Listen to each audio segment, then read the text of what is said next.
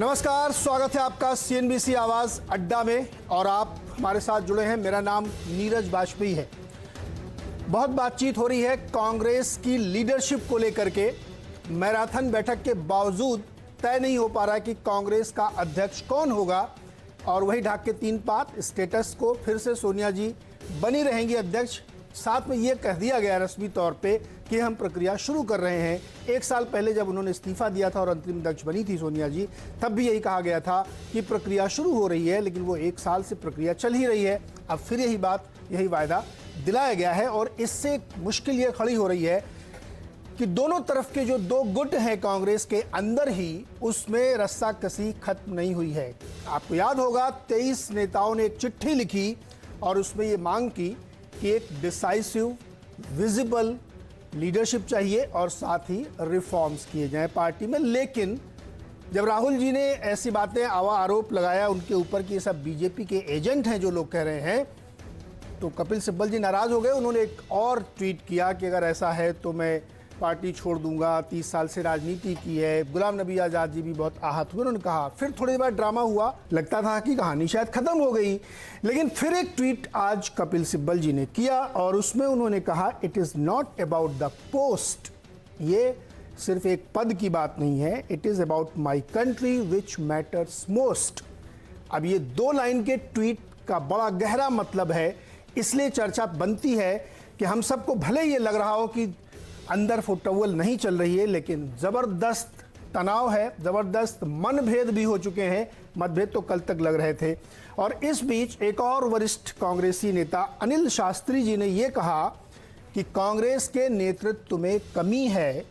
अगर सोनिया जी और राहुल जी पार्टी नेताओं से मिलना शुरू कर दें तो आधी से ज़्यादा समस्याएं तो वैसे ही हल हो जाती हैं। यानी उनका ये कहना है कि डिस्कनेक्ट है पार्टी और लीडरशिप के बीच में। आइए उनकी बात सुनते हैं, फिर चर्चा को आगे बढ़ाएंगे।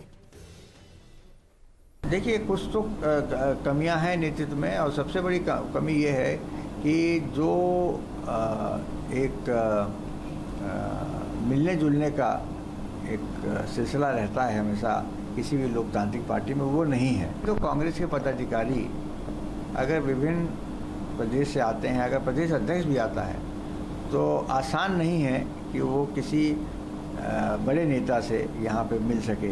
सीनियर लीडर्स हैं, चाहे वो सोनिया जी हों, राहुल गांधी हों, अगर ये लोग लोगों से मिलना शुरू करते हैं, पार्टी के रैंक एंड फाइल से मिलना शुरू करते हैं, तो 50% 50% की जो हमारी समस्या है उसका समाधान हो जाएगा। तो आपने सुना, उनका कहना है कि अगर मिलना शुरू करें, बातचीत करें, लोगों से कनेक्ट बनाएं, दूरी बना के मत रखें, तो बातचीत हल हो सकती है। और भी उन्होंने लिखा है, एक और ट्वीट है उनका जिसमें वो ये कह रहे हैं कि प्रियंका गांधी जी को अगर अध्यक्ष बना दिया जाए तो ज़्यादा बेहतर होगा, क्योंकि उनकी स्वीकार्यता बहुत है, लोग उनको बहुत रिगार्ड से लेते हैं। और जो पत्र लिख रहे थे लोग, ये तरीका गलत है, क्योंकि पत्र लिख के और वो भी सार्वजनिक मंच पे लीक करने से कोई बात नहीं बनेगी, क्योंकि ये लोग राहुल गांधी के खिलाफ हैं। क्यों? क्योंकि राहुल जी उनकी दुकानें बंद कर देंगे। अब ये इतने सारे विरोधाभासी बयान आप जो सुन रहे हैं, पढ़ रहे हैं ट्वीट पे, इसी पे आज बातचीत करेंगे कि कांग्रेस की दिक्कत क्या है, क्यों नहीं वो अपना अध्यक्ष चुन पाते, क्या एक आइडिया नहीं है उनके पास, या एक लीडरशिप की क्राइसिस से कांग्रेस जूझ रही। परिचय करा दें, हमारे जो विशिष्ट मेहमान हमने बुलाए, संबित पात्रा जी हैं, भारतीय जनता पार्टी के राष्ट्रीय प्रवक्ता हैं। इसके साथ ही तहसीन पूनावाला जी हैं, जो राजनीतिक विश्लेषक हैं और झुकाव कांग्रेस की तरफ है। शहजाद पूनावाला जी हैं, जो राजनीतिक विश्लेषक हैं लेकिन झुकाव बीजेपी की तरफ है। और सुभ्रांश राय है, जो राजनीतिक विश्लेषक हैं लेकिन झुकाव कांग्रेस की तरफ है। तो आप सबका बहुत बहुत स्वागत है इस चर्चा में। चर्चा की मैं शुरुआत करूंगा तो अनुरोध सिर्फ एक है कि शुरुआती कमेंट में कोई डिस्टर्ब नहीं करेगा, एक बार उनको बोलने दें, उसके बाद फिर ओपन होगा, फिर आप लोग बीच में बोल सकते हैं। बट एक और चीज़ ध्यान रखिएगा, निवेदन है, पर्सनल कमेंट से बचिएगा, क्योंकि एक डिबेट है यहाँ पे, इंडिविजुअली एक दूसरे के खिलाफ ना बोले। तहसीन पूनावाला जी, चिट्ठी, ट्वीट, बाइट, उसके बाद एक CWC की बैठक का ड्रामा, फिर शाम को खबर आई सब कुछ ठीक है, यानी जो अभी संबित जी गाना सुनाएंगे, तेरे नाम पे शुरू तेरे नाम पे खत्म। जी नीरज जी, सबसे पहले तो आपके शो में दोबारा से शिरकत करने का मौका मिला, शुक्रगुजार हूँ। सभी पैनलिस्ट को नमस्कार करते हुए मैं अपनी बात रखना चाहता हूँ। मैं एक कांग्रेस का समर्थक हूँ। मैं कांग्रेस को हमेशा मैंने अपनी ज़िंदगी में वोट दिया है। मैं आपके मंच पे खुले तौर से कहता हूँ, ये वोट मैं गांधी परिवार यानी सोनिया जी, राहुल जी और प्रियंका जी को देता हूँ। मेरी उनमें श्रद्धा है, मैं उनको मानता हूँ, इसलिए मैं वोट उनको देता हूँ। मुझे इसमें कोई शर्म नहीं है। ठीक यही सवाल मैं संबित भाई से भी पूछ सकता हूँ कि बीजेपी के जितने भी अध्यक्ष हैं वो आरएसएस से ही क्यों आते हैं? कभी कोई महिला बीजेपी की अध्यक्ष नहीं बनी। जो अध्यक्ष आपके अभी करंट अध्यक्ष हैं नड्डा जी, क्या वो एक लाइन आधा लाइन अमित शाह जी के खिलाफ बोल सकते हैं?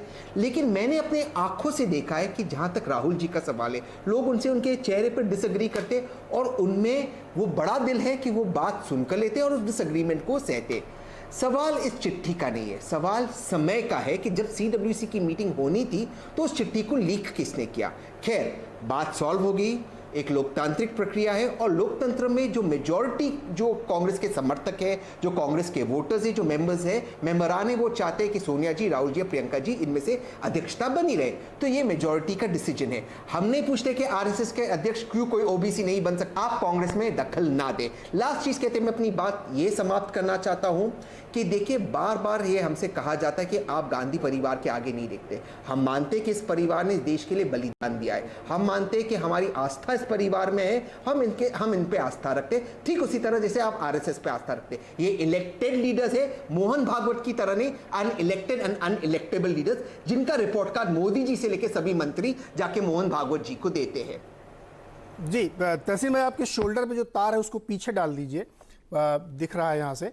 बाकी दूसरा सवाल मेरा ये है कि आप व्यक्ति पूजक हैं, आपको नीति सिद्धांत से कोई लेना देना नहीं है, आप केवल उस परिवार के व्यक्तियों की पूजा है, इसलिए उनको वोट देते हैं क्या? मेरी श्रद्धा उस परिवार में इसलिए है क्योंकि मोतीलाल नेहरू से लेके जवाहरलाल नेहरू, जिन्होंने सबसे ज़्यादा समय जंग आज़ादी में जेल में बिताया, सभी फ्रीडम फाइटर्स में से इंदिरा जी और राजीव जी जो इस मुल्क के लिए शहीद हुए, ये परिवार कभी भी इस मुल्क को लेट डाउन नहीं करेगा। मेरे दादाजी, मेरे नाना जी, मेरे परदादा, परनाना अगर इस मुल्क में रहे, वो इसलिए रहे क्योंकि ये गांधी और नेहरू का मुल्क था, ना कि ये गोलवलकर का मुल्क था, ना कि ये गोडसे का मुल्क था। हमारा श्रद्धा इस परिवार में, इस परिवार ने हमेशा हमारा हाथ पकड़ा है। हम इनको वोट देते और इनके लिए पद कोई मायने नहीं रखता, हम इनके लिए दिल से जुड़े हुए हैं। दरबारी संस्कृति को आप पसंद